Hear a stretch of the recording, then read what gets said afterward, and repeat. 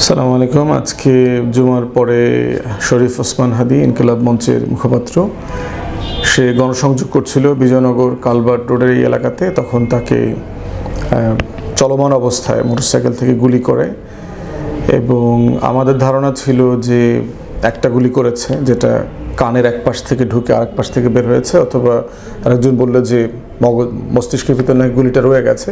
তো টেকনিক্যাল জায়গায় আমি যাব না। আমাদের মূল বিষয় হচ্ছে যে এই রকম একটা আশঙ্কার খবর আমরা আরও মাস দুই আগে পেয়েছিলাম। পার্টিকুলারলি আমাদেরকে একটা সোর্স জানিয়েছে যে আমার নিজের কথা বলেছে, ওসমান হাদি এবং হাসনাত তিনজনকে অ্যাসাসিনেট করার জন্য একটা পরিকল্পনা করা হয়েছে।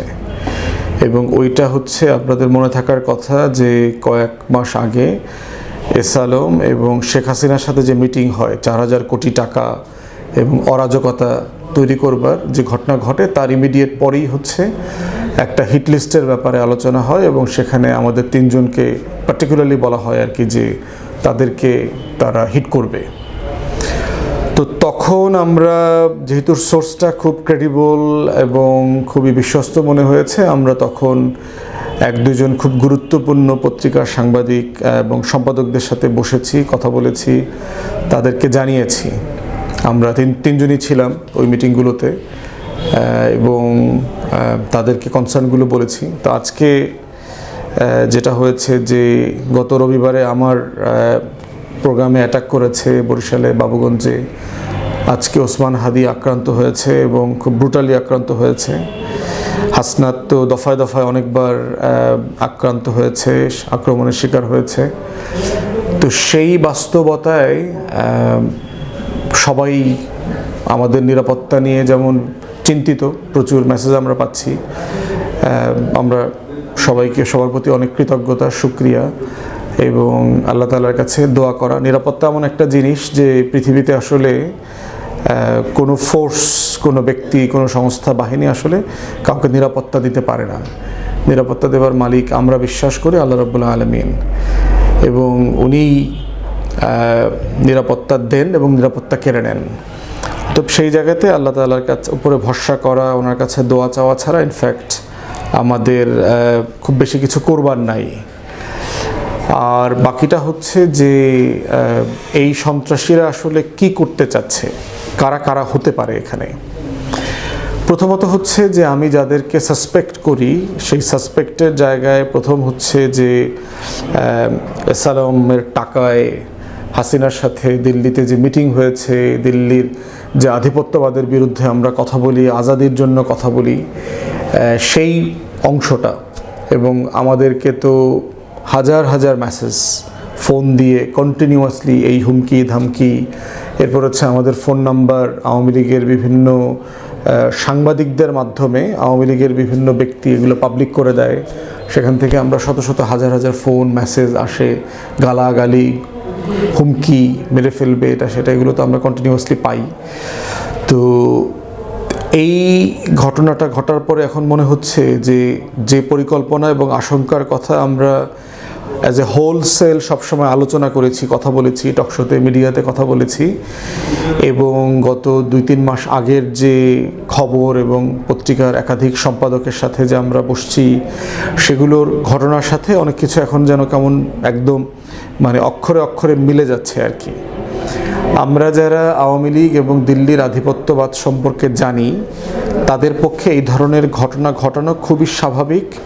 তারা এই ধরনের ঘটনা হাজারবার ঘটিয়েছে বাংলাদেশে, এবং আমরা ইতিহাস থেকে বারবার বলেছি কিভাবে দিল্লির সহায়তায় আওয়ামী গুন্ডা বাহিনী এই কাজগুলো, এই অরাজকতার রাজনীতিকে প্রাতিষ্ঠানিক রূপ দিয়েছে গত 40-45 বছরে। এবং তাদের এমন একটা মানুষ, তাদের নেতা নেত্রী হাসিনা, যে আসছেই হচ্ছে একটা জিঘাংসা নিয়ে বাংলাদেশের রাজনীতিতে খুনের রাজনীতি করবার জন্য। এবং 75-এর ঘটনায় যাদের মৃত্যুদণ্ড দিয়েছে, তার ভিতরে একজনকে তো জবাই করে হত্যা করেছে। কর্নেল হুদা, তার ছোট ভাই আমাকে নিজে ব্যক্তিগতভাবে বলেছেন যে তারা গলায় মানে জবাই করার চিহ্ন পেয়েছেন, যেটা সেলাই করা ছিল, যদিও তারা সেই সময়টাতে এগুলো নিয়ে কথা বলতে পারেন নাই।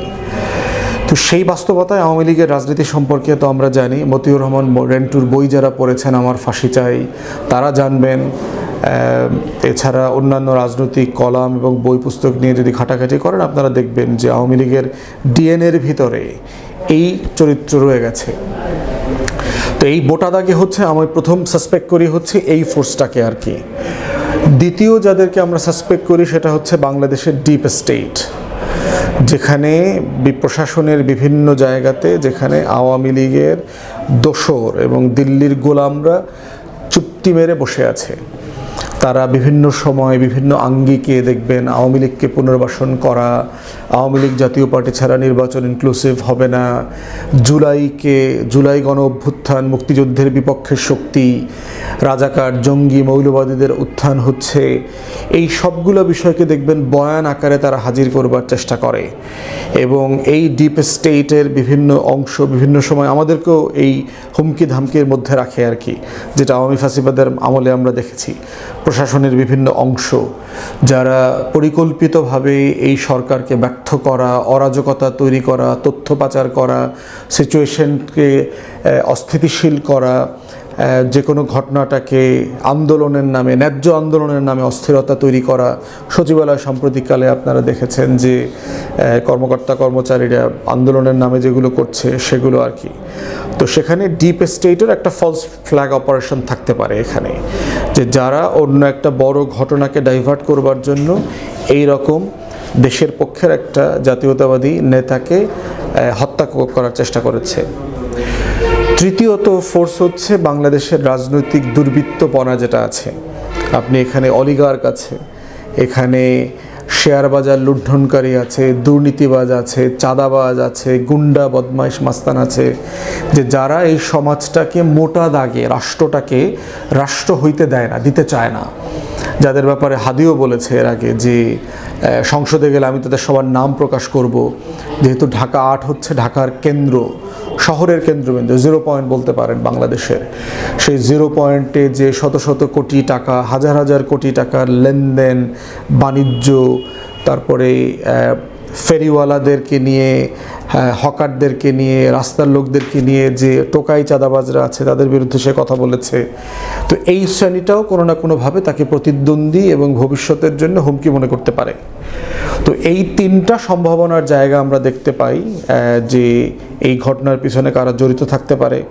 হতে পারে ধরেন আওয়ামী লীগেরই রাকিব নামক কোনো গুন্ডা, ধরেন কলকাতা দুবাই থাকে শাহাদাত নামক কোনো গুন্ডা বাহিনী শীর্ষ সন্ত্রাসীদেরকে দিয়ে এই কাজটা করাইলো, এবং এমন লোককে দিয়ে করাবে যে লোকটা হয়তো একটা রাজনৈতিক দলের কর্মী, তাকে দিয়ে করাইলো। আবার সেই কর্মীটা হয়তো ওসমান হাদির ক্যাম্পেইনে অনেক দিন থেকে তাকে ফলো করতেছে, অংশগ্রহণ করতেছে, গণসংযোগে লিফলেট বিলাচ্ছে তার হয়ে। অতএব সেই রকম একটা ঘোজামিল দেওয়া চক্র এমনও হইতে পারে যে একটা মাইনরিটি গোষ্ঠী এটার সাথে ইনভলভ করবে, যাকে দিয়ে গুলিটা করাবে, যে পরবর্তীতে সীমান্তবর্তী অঞ্চল দিয়ে পালিয়ে চলে যেতে পারবে।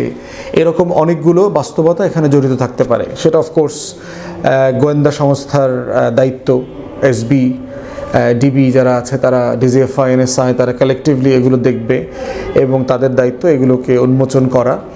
এবং এই আমরা দেখতে চাই না যে সীমান্ত হয়ে এরকম গারো পাহাড়ের কোনো মানুষ পালায়া ওই পারে চলে গেছে, পরে পোস্ট দিয়েলো নিঝুম মজুমদার এবং হার্পিক মজুমদাররা যারা আছে তারা যে কয়টা উইকেট পড়ছে, কয়টা বাকি আছে এরকম। তো সেই বাস্তবতাগুলো আমরা বিবেচনার জন্য বলবো যে সরকার এগুলোকে কিভাবে এখন দেখবে, দেখা উচিত আর কি। তফসিল হয়ে গেছে গতকালকে, দেখবেন গতকালকে তফসিল হয়েছে। আবার গতকালকে বাংলাদেশের এই হাসিনার প্রেসিডেন্ট চুপ্পু রয়টার্সে একটা সাক্ষাৎকার দিয়েছে শতপ্রণোদিত হয়ে।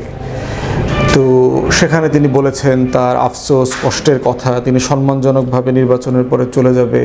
এরকম একটা টাউট দুর্নীতিবাজ প্রেসিডেন্টকে নির্বাচন পরে রাখবেই বাকে, তাকে তো গত আরও 1-1.5 বছর আগেই জুলাই আগস্টে লাথিমেরা বের করে দেওয়া দরকার ছিল। এবং এই যে প্রাতিষ্ঠানিক সংস্কার করতে যারা দেয় নাই, যে সকল রাজনৈতিক দল অথবা বুদ্ধিজীবীরা অথবা সুশীল সমাজ ৭২-এর মোড়কে চুপ্পুর মতো বাটপাট দিয়ে সামনে রেখে প্রাতিষ্ঠানিক যে সংস্কারগুলো প্রয়োজন ছিল সেগুলো ঠেকিয়ে দিয়ে রাজনৈতিক পাওয়ার ডিল করা, ক্ষমতার ডিল করে ফেলার যে চেষ্টা করা হয়েছে, তার আজকে সবচেয়ে বড় স্যাক্রিফাইস করতে হয়েছে। আমরা আমাদের বক্তব্য খুব পরিষ্কার। যারা বোধ করছে যে বাংলাদেশে ওসমান হাদি অথবা আমাদের মতো 2, 4, 5 জন 10 জনকে মেরে আপনি জুলাইকে ভুলিয়ে দেবেন, জুলাইয়ের যে প্রেরণা চেতনা আছে সেটাকে আপনি রিপ্লেস করবেন, দিল্লির আধিপত্যবাদের বিরুদ্ধে মানুষ কথা বলা বন্ধ করে দেবে, জুলাইকে ভুলিয়ে দিবে, জুলাইয়ের সনদ বাস্তবায়ন হবে না, আগামী দিনে আওয়ামী জাতীয় পার্টির মতো এই ক্রিমিনাল গ্যাং দিল্লির গোলামরা আবার রাজনীতিতে নির্বাচনে পুনর্বাসিত হবে, আপনারা বোকার স্বর্গে বাস করছেন। আজকে শুধুমাত্র সারা বাংলাদেশের মুড দেখেন আপনারা, যে সারা বাংলাদেশের জুলাইয়ের ফোর্সকে আবার একত্রবদ্ধ করে ফেলেছে এই ঘটনা, এবং এটা বারবার ঘটবে। যতবারই আপনি জুলাইকে ছোট করবার চেষ্টা করবেন, হেয় করবার চেষ্টা করবেন, সকল রাজনৈতিক দল তাদের মধ্যকার মতানৈক্য যেগুলো আছে সেগুলোকে বাইরে ফেলে দিয়ে তারা জুলাই প্রশ্নে, আগস্ট প্রশ্নে, গণ অভ্যুত্থান প্রশ্নে এক হয়ে যাবে, এবং সেইটা আমরা এখন বারবার দেখতে পাচ্ছি। আপনারা যদি মনে করে থাকেন এগুলো করে দিয়ে আমরা যারা জীবিত আছি আমরা কথা বলা বন্ধ করে দেব, প্রতিবাদ করা বন্ধ করে দেব, আমরা দিল্লির আধিপত্যবাদের বিরুদ্ধে আজাদির পক্ষে লড়াই করব না, আপনারা বোকার স্বর্গে বাস করছেন। আমরা ঘুমের থ্রেশহোল্ড পার করেই গত 5-6 বছর আওয়ামী ফ্যাসিবাদের বিরুদ্ধে লড়াই করেছি, কথা বলেছি, রাজপথে ছিলাম। অতএব সেই জায়গাতে কোনো কম্প্রোমাইজ হবে না, আপনারা নিশ্চিন্তে থাকেন। আরও বহু হাদি বাংলাদেশে জন্মাবে এবং তারা আবার দিল্লির আধিপত্যবাদের বিরুদ্ধে কথা বলবে। অতএব সেই জায়গাতে কোনো কম্প্রোমাইজ হবে না, নিঃসন্দেহে।